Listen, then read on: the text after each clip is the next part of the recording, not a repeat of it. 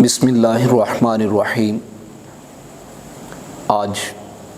جو ہمارا موضوع وہ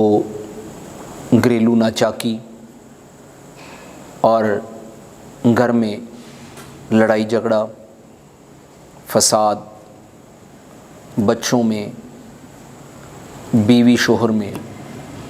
گھر میں لڑائی جھگڑا اکثر و بیشتر دیکھا گیا ہے، اور جس کی وجہ سے آج ہر گھر جو ہے وہ پریشان ہے۔ کسی کو یہ پریشانی ہے کہ گھر والے بچے جو ہیں وہ بات نہیں مانتے، کسی کو یہ پریشانی ہے کہ گھر میں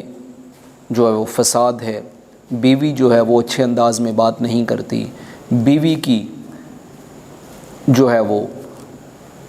یہ معاملہ ہے کہ وہ شکایت کرتی ہے، بیوی کی شکایت یہ ہے کہ شوہر جو ہے وہ اس کو اچھا نہیں جانتا، اس کی عزت نہیں کرتا۔ اس کی وجہ سے آج کے دور میں کوئی ایسا گھر شاذ و نادر ہوگا کہ جس میں یہ مسئلہ نہیں ہوتا۔ تو اس حوالے سے میں جو ہے وہ اپنے چینل کے ذریعے آپ احباب سے مخاطب ہوں کہ اس میں بہترین جو ہے وہ ایک وظیفہ میں اس حوالے سے عرض کرنا چاہتا ہوں کہ جس سے گھر میں ایک پرسکون ماحول پیدا ہو جائے گا، گھر میں جو ہے وہ محبت والا ماحول پیدا ہو جائے گا، گھر میں جو بے سکونی کی کیفیت ہے وہ ختم ہو جائے گی، اور گھر میں آپس میں بہن بھائی، بیوی بچے جو ہیں وہ آپس میں پیار محبت سے ایک دوسرے سے پیش آئیں گے۔ مگر وظیفے سے پہلے میں جو چیز عرض کرنا چاہتا ہوں وہ یہ ہے کہ سب سے پہلے اپنے رزق کے اوپر غور کریں کہ ہمارا رزق جو ہے وہ کیسا ہے۔ اگر اس میں حرام شامل ہے تو پھر کچھ بھی کر لیں،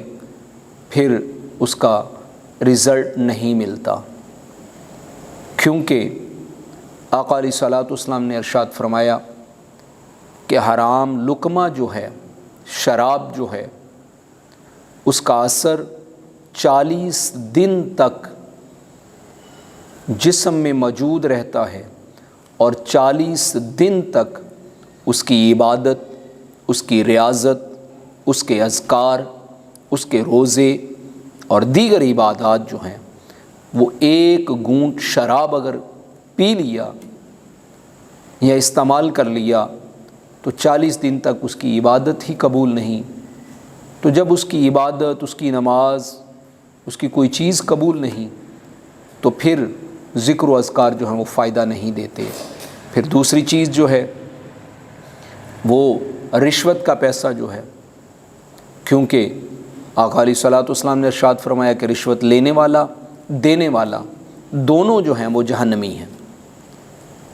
اور فرمایا کہ وہ ہم میں سے نہیں ہیں۔ تو رشوت جو ہے وہ بھی آج کے دور میں گھریلو ناچاکی کا سبب بن رہی ہے۔ تو پہلے نمبر پر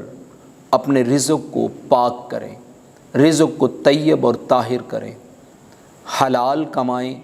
تھوڑا کمائیں، حلال کمائیں، اسی میں اللہ رب العزت برکت عطا کر دے گا۔ تو جب رزق جو ہے وہ حلال ہوگا اس میں برکت بھی ہوگی۔ اگر کچھ بھی تھوڑا عمل بھی کرتے ہیں تو اسی میں جو ہے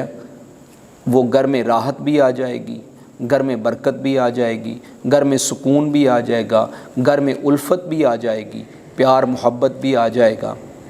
یہاں پہ میں ایک کتاب کا حوالہ دے دوں۔ کسی دور میں بڑا مشہور و معروف رسالہ یہ تھا کہ توبۃ النصوح، کہ ڈپٹی کے نام سے یہ ایک رسالہ کسی دور میں آیا تھا، اور اس نے اپنے گھر کے حالات کے بارے میں بتایا کہ وہ ڈپٹی کمشنر تھا، وہ لوگوں سے رشوت بھی لیتا تھا، غلط کام بھی کرتا تھا، جس کی وجہ سے بچے جو ہیں وہ اس کا کہنا نہیں مانتے تھے، وہ بہت زیادہ پریشان۔ ایک دن اس نے کسی عالم دین سے یہ چیز سنی کہ حرام کی کمائی سے گھر کا سکون برباد ہو جاتا ہے، تو پھر اس کی آنکھ کھلی اور اس نے دل میں یہ تہیہ کر لیا کہ آج کے بعد کچھ بھی ہو میں رشوت نہیں لوں گا، اور جن کے کوئی بھی غلط معاملات ہیں میں ان سے ذاتی طور پہ معافی مانگوں گا۔ وہ دل میں تہیہ کر کے نیت کر کے اٹھ کے جب گھر آیا تو وہ خود لکھتا ہے، ڈپٹی جو ہے وہ خود لکھتا ہے کہ میں جب گھر آیا یہ میرے دل میں نیت تھی، اور مجھے اس دوران پیسے بھی ملے، میں نے وہ پیسے کسی سے قبول کرنا گوارا نہیں کیے، بلکہ انہیں کہا کہ نہیں، جو میری تنخواہ ہے، جو میری گورنمنٹ کی طرف سے مجھے ملے گا، مشاہرہ ملے گا، میں اسی پہ اپنے گھر کا گزارا کروں گا۔ ہر چیز اس نے چھوڑ دی۔ تو جب چھوڑی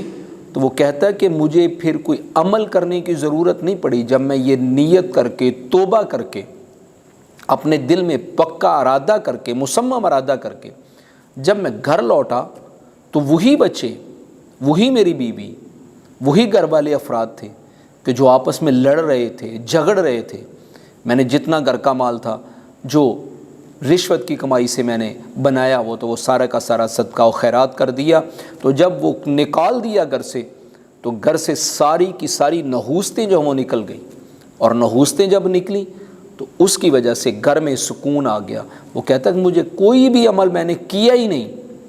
نہ کرنے کے باوجود میرے بچے جو ہیں وہ میرے فرما بردار بھی ہو گئے، میری بیوی مجھ سے محبت کرنے لگ گئی، میرے باقی معاملات جو ہیں ان میں آسانی ہو گئی۔ تو پتہ چلا